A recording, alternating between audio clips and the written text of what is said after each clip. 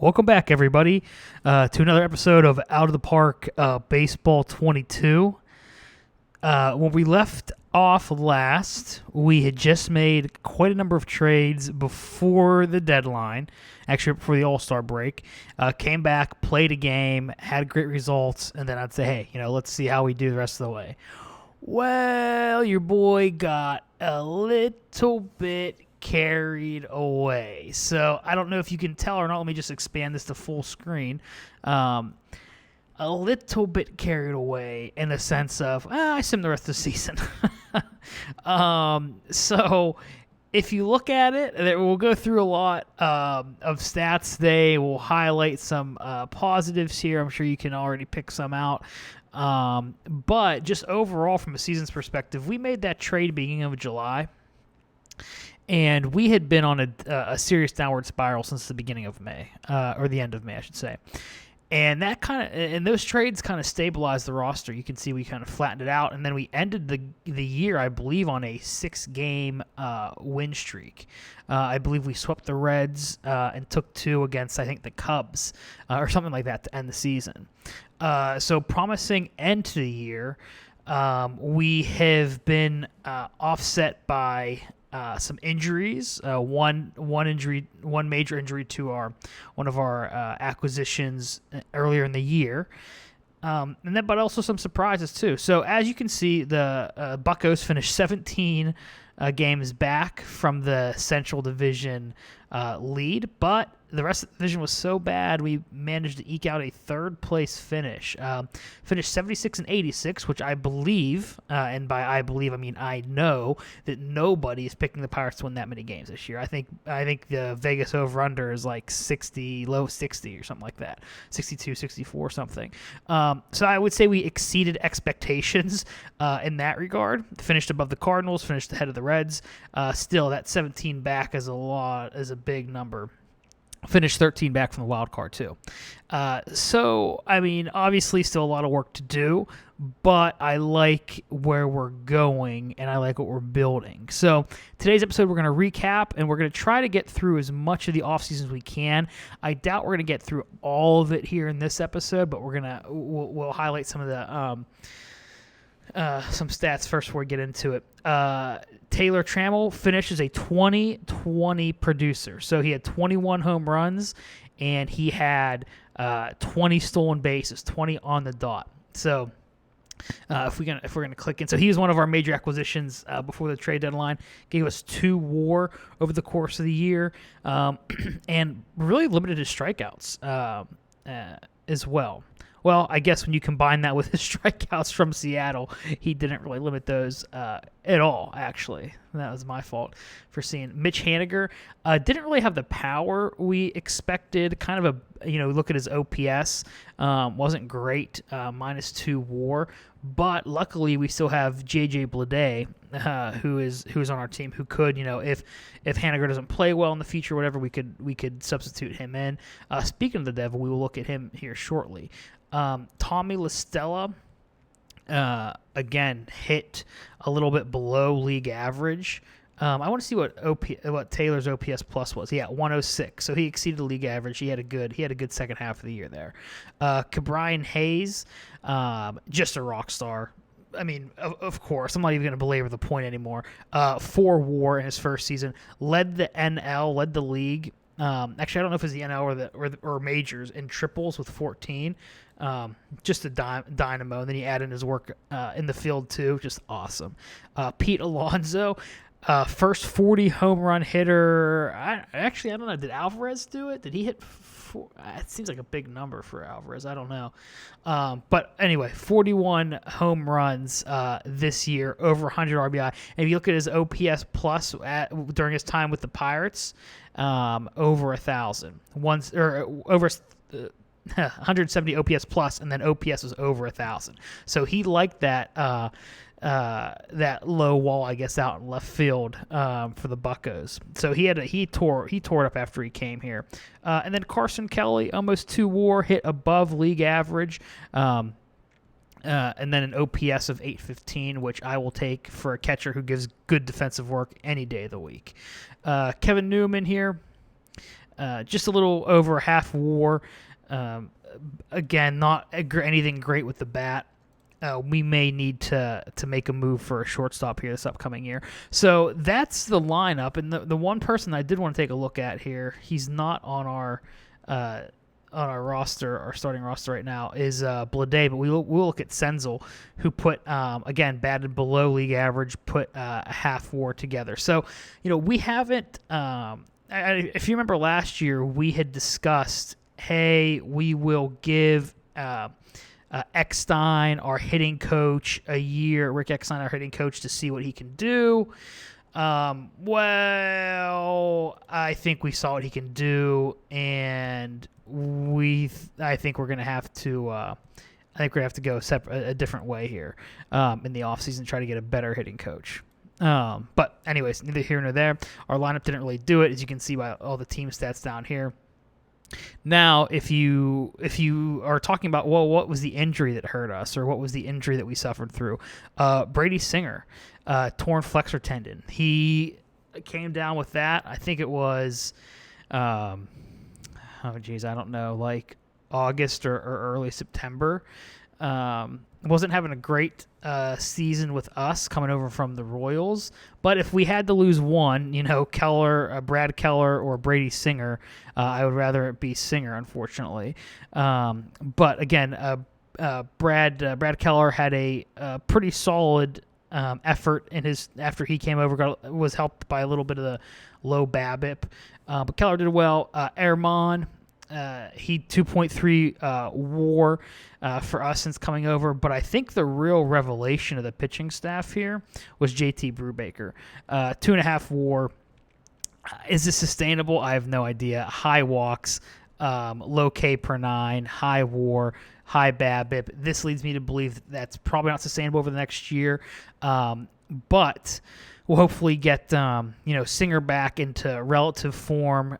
Steve Fuentes didn't have that bad of a time since he came over as well. But then players like Tristan Beck, who's listed as a closer here, we're gonna put him back in the starting rotation here, or get him Jackson Koa. We're gonna hopefully audition him for the starting role too. So we have a couple options, but we don't have an ace. We're really missing out on that real anchor to the lineup. So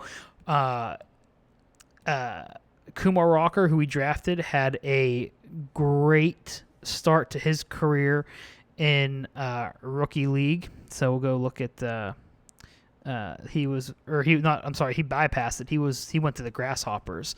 2-3-3 record, over 1 WAR, 9K per almost 10K per 9 innings.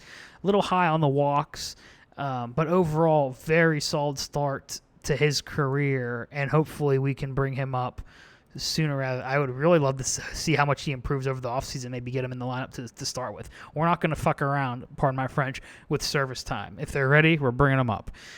So we're going to see if any of our players won any particular awards. If you look at some of the standings before we get to that, though, and some of the actual playoffs, we didn't finish too bad. So if I go to statistics here, and there's a couple of bright spots, we go to team statistics, and we're going to look at just the batting statistics. So a few things that stood out to me looking through this.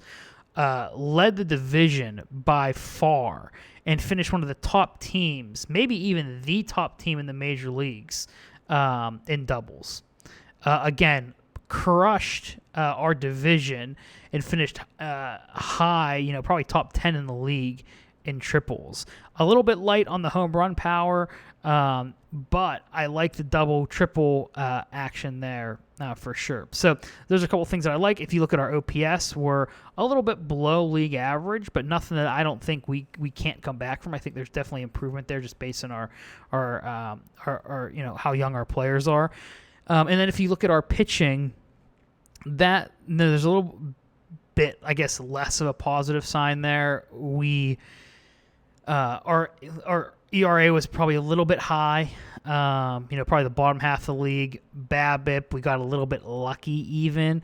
And if you look at this, Cincinnati got unlucky and their OPS was 754. We got a little bit lucky and ours was 737. So I don't know. This could be trouble in the future, but that's why we need that one anchor. So some things to be positive about, other things that we'll want to attack in free agency when we can. But while we're here now, we will look at the playoff coverage, and we'll take a look at the playoff tree. And, you know, we're just going to sim until the playoffs end. So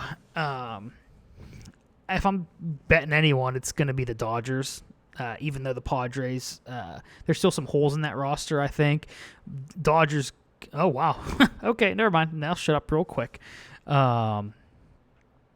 Okay, Chad Cole had a little bit of a setback there. So that's interesting. I was going to say the Dodgers have an all-star like every position pretty much. But then the Padres won in 5, so that completely shut me up. Eric Gonzalez, does he not want to go to AAA? Let me guess. Oh, no, he will. Okay, great. So we'll go to the playoff tree. I mean, Padres, Braves, Astros, and Yankees. It's the usual suspects, as they say. Yeah, I hope the Padres beat the Tar. All right, we know about Chad Cole, okay? He keeps suffering setbacks here, all right? Not a major part to our plan here, so just leave me alone, trainer. Yankees, of course. What is that? Their 28th World Championship? Blow me. That's the worst. Can't just imagine all those Yankees fans being happy. Ugh. Okay, so let's see. We've unlocked the following achievement. Owner goal complete. First time team record. So I guess maybe that was the I know the season's over. It's not a very good score. Relax, I'll come back. So I guess the goal I think we probably accomplished there was don't suck completely. Maybe that was it. Acquire power hitter for 2022. Is there a bigger power hitter than Pete Alonso? Come on. All right, so it looks like we actually have some breaking news here at the top I just looked at. Active roster size now 27. Okay, I could get down with that. Pittsburgh Pirates staff member is retiring. Scouting director. So that leaves a good ability because I think we were going to look elsewhere for a scouting director regardless. So let's see, the active roster size has been increased to 27 players. Top prospect list. Ooh, look at that. Oh, look. Okay, now that's interesting. End of season. Lawler, who we were thinking about taking at number 1, is the top prospect. But, oh, wow. Looks like, but he still has a little bit of a long way to go. Let's see what Rocker looks like here. Yeah, Rocker, number 3 prospect ranking. He can get to the majors a little bit sooner, so that's a benefit there. Let's see, anyone else? Nope, we don't have anyone else in the top 3, or top 10. That's quite all right. We'll take number 3, absolutely. So, okay, let's see what we got here. It looks like we're missing somebody. Oh, Kevin Newman. I wonder what happened. What happened to Newman? Interesting. Anyways, so we'll go to the salary arbitration, and let's see. Is there anyone that we're going to withdraw their offer from? Steven Brault. Yeah, I think we're going to withdraw his offer. I do not want to pay him $2.5 million for what? For what? I think that's like a Vine or something. Yes, withdraw. Okay, anyone else? Brad Keller.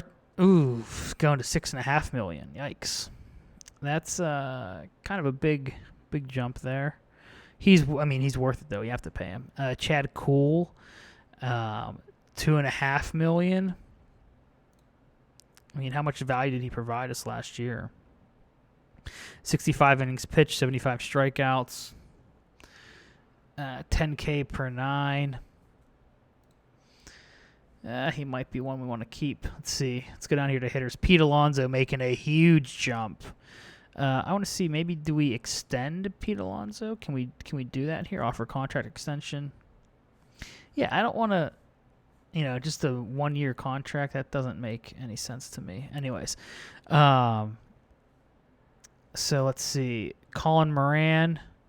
Yeah, Colin, I think your days here are done. Eric Gonzalez, yeah, brother, you're out of here. Purging you. Kevin Newman will pay you. Brian Goodwin, 2 WAR for Brian Goodwin. I would have never have guessed that. He had a 906 OPS. Limited sample size, though, only 191 at bats. Sorry, I had to take a swig of my Propel. But we are not going to overpay for that. We, if someone else wants the 31-year-old Brian Goodwin who had a career year, they are more than happy to go after him. Mitch Haniger, not a great season, but only $400,000 raise. We will bank on him having a better year. Nick Senzel, of course, we're going to pay him. Anthony Alford, 0.2 WAR. See, now he's only an increase of about $400,000. Nothing at the plate, but we could use him as a defensive replacement for Senzel. Let's see. Brian Goodwin already withdrew from. Kevin Newman will pay him the extra $600,000. Colin Moran, that's a tough one to swallow there. Let's see. Jacob Stallings, no chance. Jacob Stallings, are you getting that much from us? Just zero power behind or just zero value offering behind the plate. However, we will keep Perez around. Not terrible. Increase of only $300,000. About that's fine. Carson Kelly getting a big raise. Not surprised there. Chris Stratton. He's been good. Even like every year we do Sims, he's been good. So I'm gonna keep him out. It's only $200,000 raise. Richard Rodriguez. Don't want to get him to Rich Rod from West Virginia and Michigan. A slight increase. We'll keep him. Kyle Crick. Same thing here. Chad Cool. I'm not upset with the increase. It's just a lot of money for a reliever. $2 million. Look at me talking about a lot of money. You can tell we're not the Yankees here, folks. Let's see. Clay Holmes, Domingo Herman. We're going to keep them all. What's our situation at first base look like? I know I've done this before. I looked here before. Will Craig. Let's see. Front office. What do we have for free agents? Total money available, $21 million, $19 million for extensions. Okay, but all right. So essentially we're not. If I'm reading this correctly, I think we'll probably have a couple million for free agents. So we will stay with Moran. We'll keep that there. We will change. I would like to change that department budget or that development budget. Can I change that? I don't know how much that is. 3 zeros there. I think I'm missing one. Yeah. Can I? 6. So to make sure I had $6 million, not $600,000. Interested to see if that stays. Yeah, see, that goes back. Okay, never mind. We'll figure that out later. But yeah, I don't think we're gonna have much for free agents this year, so we'll stay with Colin Moran. And then I want to see if we can give any extensions to anybody else. Okay, so Carson Kelly will take a extension. This would be, we get a little bit of a break in our first year costs, but that's about it. I could see his costs increasing beyond that. $11 million is kind of tough though, for someone in their later years, because this is going to be what, 8 year. So when he's 35, maybe if we tear down, I'm okay with that,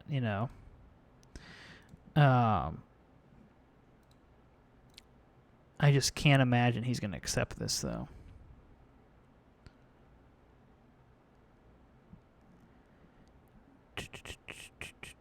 $8 years. What if we do? That's just so long. Useful age of a catcher. What if we do? What if we do about 36 years, 33 years old? I feel like that's enough time. I'm okay with even on the last 2 years. Last 2 years bumping it up a little bit for him. I just really want to get. Yeah, I feel like this is a decent contract there. Let's ask for a response. Okay, so we'll see if he accepts that 6-year, $55 million contract. That would be great if he did. So we'll go back to see if we can get an extension here for anybody else that's going through arbitration. The pitchers, I'm going to kind of leave alone. I would rather go year to year with them, unless they're going to be, excellent, or I can get a deal like this.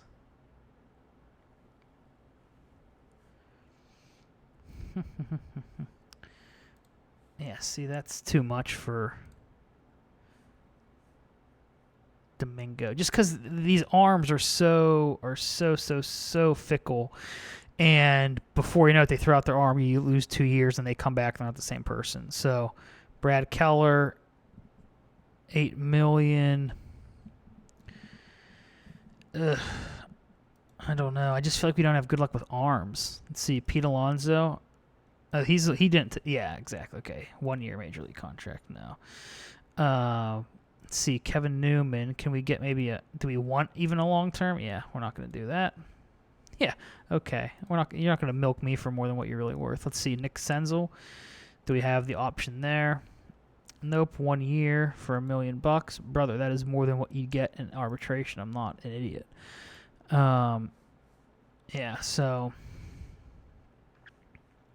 no one really outside of Carson Kelly. Anyone from a reliever perspective we would want? Kyle Crick. Yep, nope.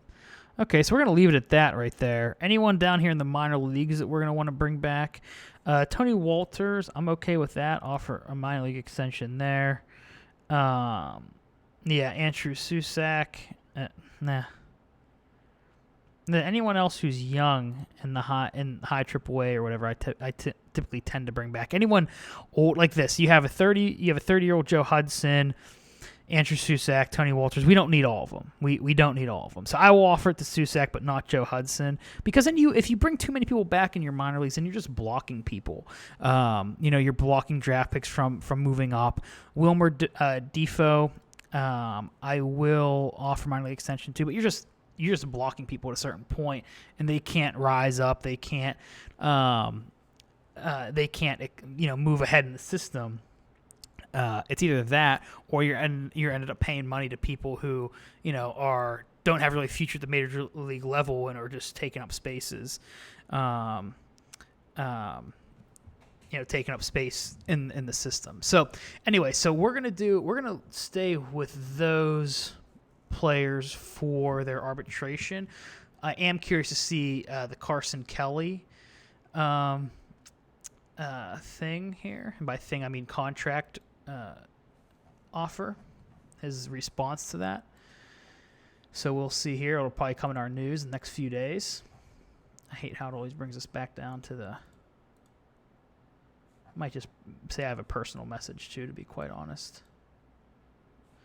Yep. Going to have a deal in place. It's been unnerving that I would not be back in Pittsburgh, but now, yes, okay, Carson Kelly.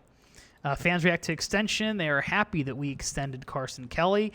I mean, how could you not be? The guy's a dynamo behind the, as a backstop, provides league average, a little bit better than league average batting overall, but in terms of catching, I think, probably a top tier.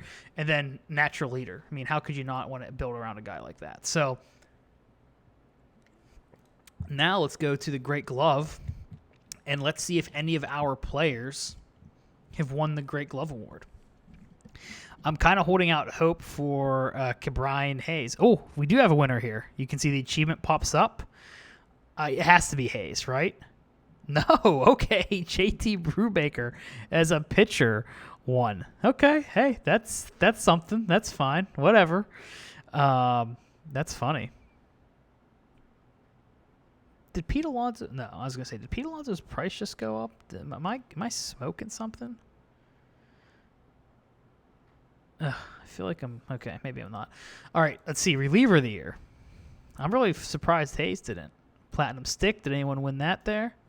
Pete Alonso, first baseman. You want to win all the awards you can because it provides some type. I mean, I don't think there's any credible influence here in the game, but in real life, you want your players to win these awards because there's some level of prestige behind it. And I would love for Brian Hayes to win Rookie of the Year, to win his Gold Glove, unseat Nolan Arenado is a third baseman Gold Glove winner. Like that's awesome for your franchise to have winners like that. I toured Dodger Stadium last year, or I don't know, it's all run together before COVID when I was out there for the Rose Bowl. And they had all their Gold Glove winners, all the trophies lined up in the hallway as you go out to the field. It's just like very cool. They had their batting championship, or they had I forget. There's been a couple people who've won the batting championships as a Dodger. They had, their bats there. All the Gold Gloves they've won, it's just very, very cool. So anytime you can win something like that, 100% do it. Rookie of the Year. Let's see. Is it going to be Hayes? Come on. Let's see. Rookie of the Year. Dang, I want to know who it was. How is it not Hayes? Platinum Stick. Oh, maybe it still could be. I don't know. Man, I want to know who won it. Why are they not giving names here? Third base, Arenado. There we go. Just like we talked about. Platinum Stick winners. Yeah, that's great and all, but I want to know who the heck won Rookie of the Year. Oh well. Most valuable player. Bummer. So now we'll go to the salary arbitration hearings. And we're coming up, I think, on a half hour here. So we might go a little bit longer than usual. Arbitration news. Okay, nothing there. So let's go through this one more time. Let's just make sure there's no one that we're leaving off or anything like that. Everyone's that we wanted to withdraw has been withdrawn.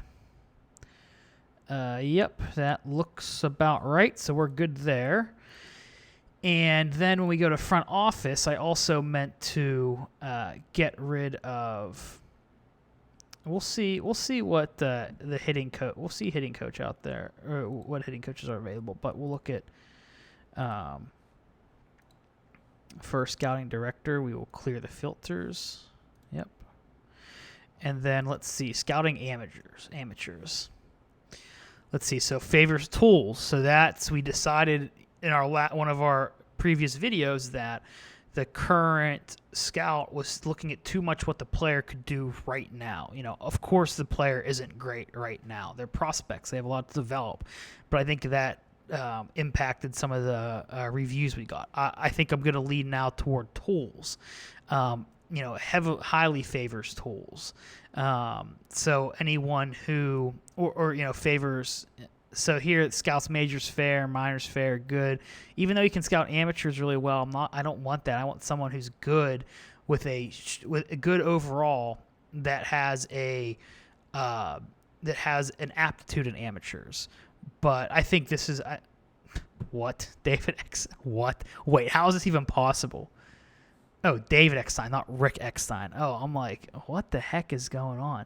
So David Eckstein, okay. Outstanding scouting amateurs, excellent scouting international, outstanding scouting minors, outstanding scouting majors. So we want someone who has again, I think my mind was going 1,000 different places. We want someone who has an aptitude at scouting amateurs because that's where I think the farm system has receives the biggest influx in talent. And I also want someone who's good across the board. So even though, Shiro here is legendary at amateurs, he's only fair when it comes to minors, fair when it comes to majors. I want someone who's good across the board. So this is pretty. David Eckstein aligns with it, and he also aligns with favors tools. I think we made the mistake last time of favoring ability, like I said, but we didn't just favor ability, we highly favored ability. And I don't want someone to highly favor tools either. I want someone to just favor tools. So we get a clear picture, someone who's in the middle of the road saying, hey, here's realistically what I think the player can become. Here's what he is now, but I'm going to lean a little bit toward projecting. So David Eckstein really fits exactly what we want from a scout. We're going to offer him 5 years, and hopefully that's good. So one of the other things that I want to look at too is just hitting coaches. So we'll look at coach ratings and see, who can teach hitting. Let's start with there. So legendary. Mark McGwire here. Interesting. Handles development and can teach hitting. So it looks like Joey DeMonte marks both those. Mark McGwire, outstanding, good. Handles aging. Okay, whatever. That's fine. But yeah, so we will offer influences mechanics excellent. So we're going to offer Joey DeMonte here as our hitting coach. Yeah, we'll pay his salary. So, all right, Joey DeMonte, and then I believe a first base coach too. But we'll come back to that. So, anyways, we will sim past the salary arbitrations. So we probably just got just a ton of information. Pete Alonso is going to get more than what we were going to offer him. Let's see, did anyone else win? Brad Keller won his arbitration by over $1 million. Man, they are sucking me dry here. Chris Stratton won as well. Dang. All right, David Eckstein looks like he's in terms of person. Oh, it's still pending. I'm sorry. We'll finish the day here. Okay, yep, he took the job. Okay, so these are some of the free agents that are interested in coming over to the States. So we'll check what they're like here, but I also want to go in and say, okay, how much money do we have to spend? I don't think it's going to be very much. So a lot of these players' names you're seeing up here, Anthony Rizzo, whatever, we're probably not going to be able to afford them. So actually, we have quite a bit, $26 million to spend. So when we come back in our next video, we'll take a look at who we're going to want to pay for. I'm assuming we're going to, until we feel like we have a great core that can compete, we're going to want to spend on 1 or 2 year deals.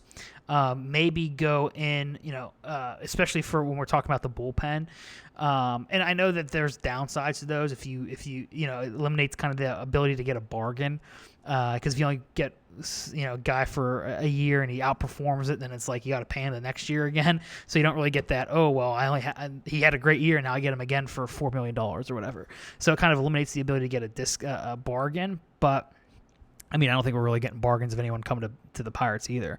So interested to see what positions we'll probably target. Likely shortstop.